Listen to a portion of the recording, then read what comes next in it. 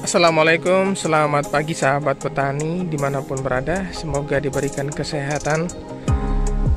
Pagi ini saya sedang berada di lokasi Waigowa, di mana di hamparan Waigowa ini ada petani dari Tikatukan, petani dari Kulilanan membudidayakan tanaman padi di sawah sini. Sehingga untuk kali ini kita akan mereview satu jenis hama yang akan menyerang tanaman padi.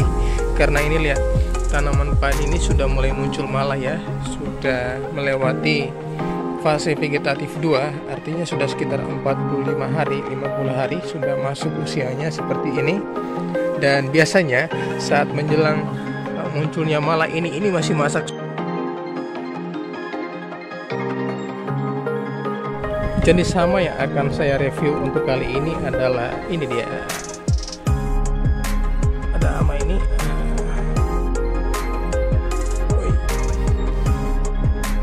Ini namanya walang sangit ya. Walang sangit ini akan muncul di saat fase padi seperti begini, saat dia masak susu baru keluar malai.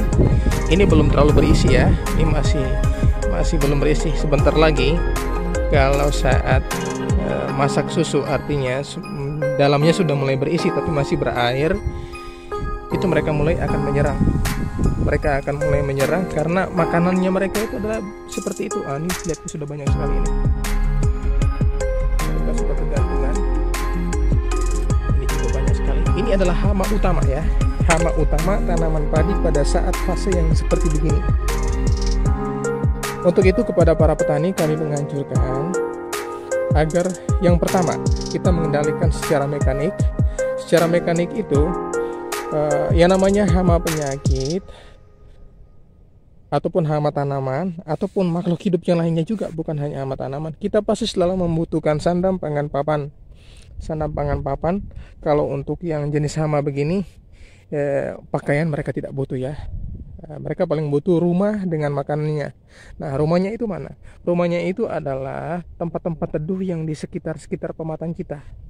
Sehingga gulma-gulma yang setidaknya menjadi rumah-rumah mereka itu harus bisa kita bersihkan. Kemudian yang kedua itu mereka pasti membutuhkan makanan. Sudah dapat tempat tinggal, mereka harus butuh makanan biar mereka betah di lingkungan situ. Nah, kalau makanan ya sudah seperti kita sampaikan tadi, bahwa padi pada saat fase sudah mulai keluar malai pada saat bunting ya, tapi masih masak susu, dalamnya belum padat betul, dia masih berair, itu adalah makanan mereka. Mereka akan berusaha untuk menginjek, untuk menusuk dan mengisap cairan yang ada dalam padi tersebut, sehingga membuat padi itu polongnya jadi hampa. Jadi buahnya tidak ada, polongnya tidak ada ya, nantinya tidak berisi. Populasi mereka itu biasanya sangat banyak karena perkembangbiakan mereka itu sangat cepat. Untuk itu kita perlu melakukan identifikasi yang rajin di lapangan kita, di lahan kita. Dengan rajin mengidentifikasi membuat kita jadi tahu cara apa yang harus kita lakukan. Pertama cara mekanik, dengan cara membersihkan gulma-gulma yang ada di sekitar pematang kita, ataupun rumah-rumahnya mereka itu yang kita hancurkan. Kemudian cara yang berikutnya, kalau rasa itu belum mempan juga, masih bandel mereka, berarti cara yang berikutnya mungkin kita naikin lagi satu fase, kita cara biologi. Cara biologi juga harus berkesinambungan ya untuk menjaga ekosistem. Salah satunya Bapak di sini lakukan itu adalah dengan menanam bunga ini, dengan menanam refugia untuk bisa menangkap kumbang-kumbang yang baik ya. Kumbang-kumbang yang baik itu kan yang datang ada yang bisa menjadi predator untuk kumbang-kumbang yang jahat, hama-hama yang jahat. Ataupun saya lihat di sini juga banyak sekali capung yang berterbangan. Capung ini temannya petani dan siap menjadi mangsa, siap akan memangsa telur-telur dari hama-hama yang tidak bersahabat dengan kita. Dan kalau dirasa cara itu pun juga belum bisa, kita masih cara biologi ya tadi, cara biologi kita bisa memasukkan unsur pestisida nabati, rendaman tembakau lah, rendaman nimba, ataupun masih terlalu banyak hal-hal ya yang bisa kita buat untuk bisa menjaga ekosistem yang baik di lahan persawahan kita ataupun di kebun-kebun kita. Kalaupun rasa masih belum mempan juga untuk hal-hal seperti gitu, cara terakhir mau tidak mau kita harus memasukkan pestisida kimia. pestisida kimia itu seperti Kurakron, seperti Desis, seperti Convidor, dan lain sebagainya. Ada juga spontan. Terlalu banyak merek-merek yang beredaran di pasaran. Hanya saja kita harus jeli, kita harus pinter-pinter untuk melihat mana yang paling cocok yang kita pakai. Bahan aktif yang mana? Untuk itu, kepada petani yang masih mengalami kesulitan, silakan menghubungi kami, mendekati kami agar kita sama-sama untuk saling belajar. Bahwa untuk cocok dengan petani-petani yang lahan-lahannya sedang terserang hama ini, cocoknya apa ya, pestisida apa ya, begitu. Karena kita sedang bermain dengan racun di situ. Jangan sampai pestisida yang sama, yang dari dulu pakai desis terus, Kurakron juga sama, terus yang seperti gitu, itu malah akan membuat hama-hama yang di kebun ini jadi kebal semua, sehingga mereka akan makin bandel.